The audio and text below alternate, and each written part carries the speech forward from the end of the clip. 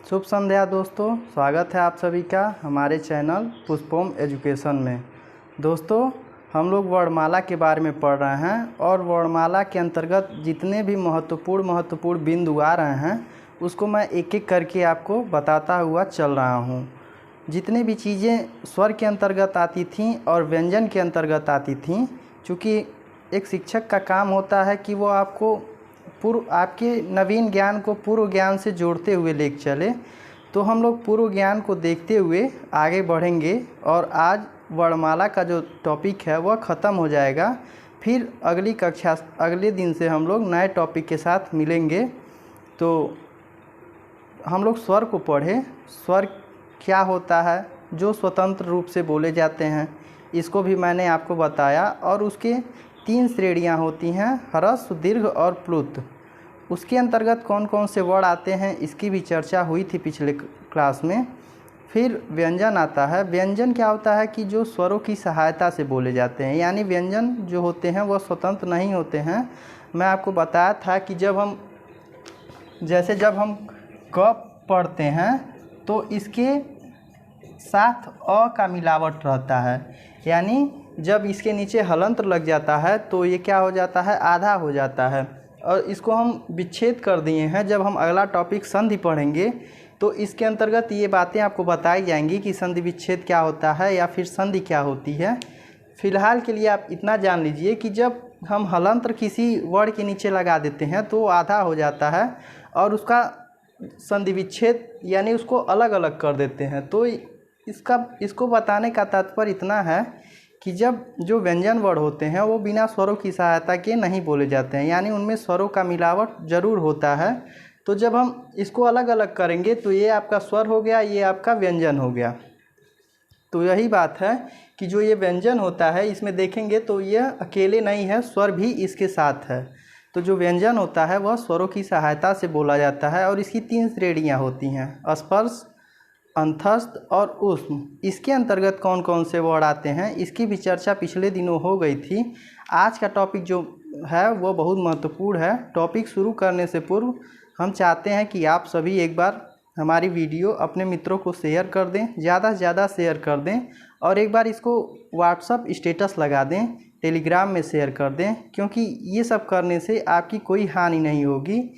तो इतना तो आप कर ही सकते हैं। और हमारे वीडियो को लाइक कर दीजिए, कमेंट करिए और ज़्यादा से ज़्यादा शेयर करिए। फिर हम आज की कक्षा शुरू करते हैं। एक बार आप सभी लोग हमारी वीडियो को शेयर कर दें, ज़्यादा से ज़्यादा लोगों तक पहुंचाएं, हमारा सहयोग करें और हमारा मनोबल बढ़ाएं। तो चलिए हम आज की कक्षा प्रारंभ करते हैं। आज की क्लास का टॉपिक है जो वह है वर्डों का उच्चारण। आज का जो टॉपिक है वह है वर्डों का उच्चारण। क्या होता है वर्डों का उच्चारण? जब हम पिछली कक्षाओं में पढ़ रहे थे तो वर्डों का जो उच्चारण होता है वह मुंह के अलग अलग भागों से होता है, जैसे कंठ, ओष्ठ, दंत, तालव्य और भी बहुत सारी चीज़ें होती हैं, नाक। इन सारी चीज़ों से गुजरता हुआ जो जब हम किसी वर्ड का उच्चारण करते हैं तो कोई वर्ड कंठ के द्वारा बोला जाता है, किसी का उच्चारण स्थान तालव्य होता है, किसी का मूर्धन्य होता है, किसी का दंत होता है और किसी का ओष्ठ होता है और किसी का नाक से, मतलब ऐसे उच्चारित करते हैं। जैसे अनुस्वार जो होता है उसको जब हम उच्चारित करते हैं तो ऐसी परिस्थिति उत्पन्न होती है। तो वही कहता है कि वर्डों का उच्चारण क्या है कि कोई भी वर्ड मुंह के भिन्न भिन्न भागों से बोला जाता है, इन्हें उच्चारण स्थान कहते हैं। कोई भी वर्ड मुंह के भिन्न भिन्न भागों से बोला जाता है, इन्हें हम क्या कहते हैं? इन्हें हम उच्चारण स्थान कहते हैं। उच्चारण स्थान मैं अभी बताया हूँ आपको, पिछली कक्षाओं में हम लोगों ने पढ़ा। जब हम व्यंजन पढ़ रहे थे तो उसके अंतर्गत जो उसकी 3 श्रेणियाँ बताई जा रही थीं, जो स्पर्श व्यंजन था और अंतस्थ व्यंजन था और ऊष्म व्यंजन था। तो मैं आपको बताया कि स्पर्श व्यंजन के अंतर्गत जो क, च, ट, त, प की 5 वर्ग की श्रेणियाँ जो आती हैं वह स्पर्श व्यंजन के अंतर्गत आती हैं और उनमें 5 श्रेणियों का अलग अलग उच्चारण स्थान है। तो यही सब चीज़ें परीक्षाओं में पूछ लिया जाता है, क्योंकि जब हम ये टॉपिक ख़त्म कर लेंगे वर्णमाला का तो हम 20 क्वेश्चन का इसका एक प्रैक्टिस देखेंगे कि मैं भी ये देखना चाहता हूँ कि क्या आपको चीज़ें समझ में आ रही हैं या नहीं आ रही हैं। फिर कम्युनिटी पोस्ट के माध्यम से आप तक क्वेश्चन पहुँचाए जाएंगे या फिर वाइट बोर्ड के माध्यम से ये क्वेश्चन आप तक पहुँचाए जाएंगे। क्वेश्चन वही होंगे कि जो पिछली परीक्षाओं में पूछे गए हों, क्योंकि जो पिछली परीक्षाओं में क्वेश्चन पूछे जाते हैं उनका दोहराने का संभावना होता है, इसलिए ये सारी चीज़ें आपको बताई जाएंगी। तो हम इसको ध्यान से देखेंगे और समझने का प्रयत्न करेंगे, चूँकि ये बहुत महत्वपूर्ण है और निश्चित रूप से परीक्षाओं में पूछा जाने वाला इसमें से क्वेश्चन हर परीक्षाओं में, जैसे यूपीपी हुआ, सीआरपीएफ हुआ, एसएससी का हुआ। सीआरपीएफ में तो टोटल 25 नंबर बस हिंदी से ही रहता है। फिर टेट सीटेट का हुआ, टेट का हुआ, सीटेट का हुआ, इन सब चीज़ों में भी। फिर यूपी टीजीटी और पीजीटी में भी ये सारे क्वेश्चन वर्णमाला से रहते हैं। अब आजकल आप देख रहे हैं कि जो यूजीसी नेट का परीक्षा हो रहा है जो हिंदी से होता है, उसमें भी वर्णमाला के क्वेश्चन अब पूछे जा रहे हैं। तो ये सारी चीज़ें आपको अत्यंत ध्यान से देखने और समझने की आवश्यकता है। मुझे आशा है कि आप इस वीडियो को शुरू से लेकर अंत तक देखेंगे और समझने का प्रयत्न करेंगे। जितना मेहनत मैं कर रहा हूँ, थोड़ा मेहनत आप भी करेंगे तो निश्चित रूप से यह ज्ञान आपके लिए लाभकारी होगा। तो चलिए हम शुरुआत करते हैं।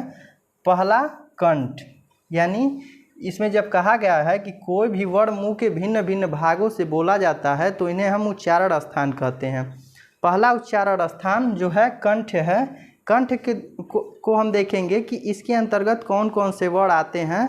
यानी जब हम पिछली कक्षा में पढ़ रहे थे तो उसको विभाजित करके पढ़ रहे थे। अब हम एक तरह से देखेंगे कि इसके अंतर्गत चाहे वह स्वर हो, व्यंजन हो, या फिर कोई अंतस्थ व्यंजन हो या फिर ऊष्म व्यंजन हो, ये सारे व्यंजन एक साथ हम देख लेंगे कि कंठ का उच्चारण स्थान, कंठ के अंतर्गत कौन कौन से वर्ण हैं जिनको हम उच्चरित करते हैं। तो देखेंगे कंठ क्या होता है। कंठ और निचली जीभ के स्पर्श से बोले जाने वाले वर्ण, यानी कंठ जो कंठ के अंतर्गत कंठ और निचली जीभ के स्पर्श से बोले जाने वाले वर्ण कौन से हैं, यानी कंठ के अंतर्गत कौन से वर्ण आते हैं। तो यहाँ देखेंगे लिखा है अ, आ और फिर क वर्ग। क वर्ग से क्या तात्पर्य है कि जो क वर्ग के पांचों वर्ण होते हैं, क, ख, ग, घ, अंग, इन सभी का उच्चारण स्थान क्या होता है, कंठ होता है। और फिर यहाँ पे देखेंगे ऊष्म व्यंजन भी आया है ह और विसर्ग। विसर्ग में बताया था ऐसे, इसका चिन्ह है विसर्ग का। ये जितनी भी चीज़ें हैं ये सब, इनका उच्चारण स्थान क्या होता है, इनका उच्चारण स्थान कंठ होता है। आ जो है यह स्वर है और क वर्ग का जो है यह व्यंजन है, ह जो है यह ऊष्म व्यंजन है और विसर्ग, इन सभी का उच्चारण स्थान क्या होता है, कंठ होता है। आप एक एक चीज़ मैं अच्छे से बता रहा हूँ, डिफाइन करके बता रहा हूँ, आप लोग समझने का प्रयत्न करेंगे। फिर अगला आता है तालव्य। तालव्य में कौन कौन से वर्ण आते हैं कि तालु और जीभ के स्पर्श से बोले जाने वर्ण। इसमें क्या होता है, तालु और जीभ का स्पर्श, यानी जो हमारी जीभ होती है वो तालु को स्पर्श करती है तब यह वर्ण उच्चरित होता है। इसमें इसके अंतर्गत कौन से आते हैं, छोटी ई, बड़ी ई, च वर्ग, य और स। इसमें कौन कौन से वर्ण आते हैं, छोटी ई और बड़ी ई, यह दोनों स्वर हैं। और च वर्ग जो होते हैं, च वर्ग के अंतर्गत जो पांचों व्यंजन आते हैं, च, छ, ज, झ, इय और यह क्या है, यह क्या है, अंतस्थ व्यंजन है। और ये जो स है इसको बहुत से लोग बड़का स बड़का ऐसे कहते हैं, चूँकि इसका जो शुद्ध उच्चरित नाम है इसको हम तालव्य स कहते हैं, इसको हम तालव्य स कहते हैं, ना कि बड़का स। बहुत लोग ऐसे कहते हैं कि बड़का स या फिर सलजम वाला स, तो इसका जो शुद्ध नाम है इसको हम तालव्य स कहते हैं। यह इस तालु के द्वारा जो उच्चरित होने वाला वर्ण है वो छोटी, बड़ी, च वर्ग के पांचों वर्ण और य और तालव्य स। यह क्या है, यह अंतस्थ व्यंजन है और यह तालव्य स जो है यह ऊष्म व्यंजन है। फिर मूर्धन्य के अंतर्गत उच्चरित होने वाले वर्ण कौन से हैं, इसको हम देखेंगे कि मूर्धा और जीभ के स्पर्श से बोले जाने वाले वर्ण, जो हमारी जीभ है वो मूर्धा को स्पर्श करती है तब यह इन वर्णों का उच्चारण होता है। इसके अंतर्गत आने वाले वर्ण री, ट वर्ग, र और स। ऋषि वाला री यह स्वर के अंतर्गत आता है, इसका उच्चारण स्थान क्या है, मूर्धन्य है। और ट वर्ग के अंतर्गत जो पांचों व्यंजन आते हैं ट, ठ, ड, ढ, अड़, ये सभी, और र क्या है, यह अंतस्थ व्यंजन है। इसके अंतर्गत आने वाले वर्ण, और इसको भी लोग सही नाम से नहीं जानते हैं, इसको लोग पेटफरुआ स कहते हैं, तो इसका यह नाम नहीं है। इसका जो शुद्ध नाम है यह क्या है, मूर्धन्य स। या फिर बहुत लोग होते हैं वो लोग बोलते हैं कि षटकोण वाला स, यानी अब बहुत लोग कहते हैं इसको पेटफरुआ स। तो इसका जो शुद्ध नाम है, जो शुद्ध उच्चारण है वह है मूर्धन्य स। तो इन सब चीज़ों की भी जानकारी आपको हमारी चैनल के माध्यम से दी जा रही है। निश्चित रूप से यह ज्ञान आपके लिए लाभकारी होगा। आप हमारे वीडियो को शुरू से लेकर अंत तक अवश्य देखें। फिर दंत के अंतर्गत जो उच्चारण स्थान, मतलब जो उच्चारण वर्ड आते हैं उसको हम देखेंगे कि दांत और जीभ के स्पर्श से बोले जाने वर्ड, यानी जब हम इनको उच्चारित करते हैं तो जो हमारी जिह्वा होती है वो हमारे दांत को स्पर्श करती है। जब आप उच्चारित करेंगे त, थ, द, ध, न, यानी इसमें क्या है, त वर्ग के जो पांचों वर्ण हैं, त वर्ग के जो पांचों वर्ण हैं त, थ, द, ध, न, आप स्वतः महसूस करेंगे कि हमारी जिह्वा जो है वो हमारे दांत को स्पर्श करती हुई इन वर्णों का उच्चारण कर रही है। और फिर ल और स, ये भी सब क्या हैं, ये सभी दंत हैं, यानी इनका उच्चारण स्थान क्या होता है, दंत होता है। ल को हम पार्श्विक भी बोलते हैं, इसको भी आप याद रखेंगे, ल को पार्श्विक बोलते हैं, इसको भी आप याद रखेंगे। और एक है र, इसको हम लुंठित वर्ण कहते हैं, इसको हम लुंठित वर्ण कहते हैं, इसको भी आप याद रखेंगे। और जो दंत के अंतर्गत आने वाले वर्ण हैं त वर्ग, ल और स, इस स को भी हम दंत स कहते हैं। फिर अगला आता है ओष्ठ, दोनों ओठों के स्पर्श से बोले जाने वर्ण, जो दोनों ओठों के स्पर्श से बोले जाने वर्ण होते हैं उन्हें हम ओष्ठ कहते हैं। और जब हमारे दोनों ओठ आपस में स्पर्श करते हैं तो इन वर्णों का उच्चारण होता है। यहाँ पे आप देखेंगे छोटा ऊ, बड़ा ऊ और प वर्ग।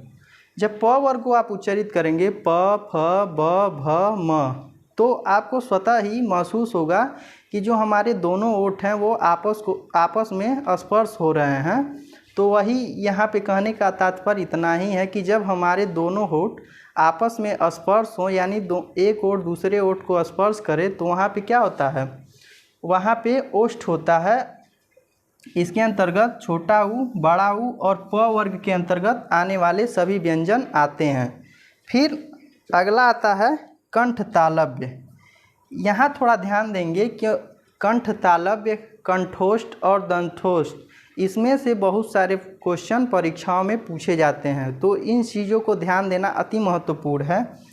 कंठ और तालु में जीभ के स्पर्श से बोले जाने वर्ण, यानी यहाँ पे जीह्वा जो है हमारे कंठ और ताल दोनों को स्पर्श करती है, तब यह वर्ण उच्चारित होते हैं। यह दोनों कौन से वर्ण हैं, ए और ऐ, यह दोनों जो स्वर हैं ये इनका उच्चारण जो है वह कंठोष्ठ है।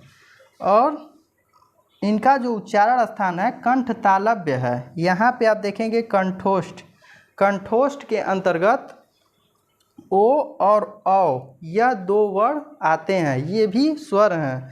और फिर आखिरी है दंतोष्ठ, दंतोष्ठ के अंतर्गत बस वह वर्ण आता है। इसको आप सभी ध्यान देंगे कि जो कंठ तालव्य है इसके अंतर्गत ए और ऐ वर्ण आते हैं, फिर कंठोष्ठ के अंतर्गत ओ और औ व्यंजन वर्ण आते हैं, फिर दंतोष्ठ के अंतर्गत वह वर्ण आते हैं।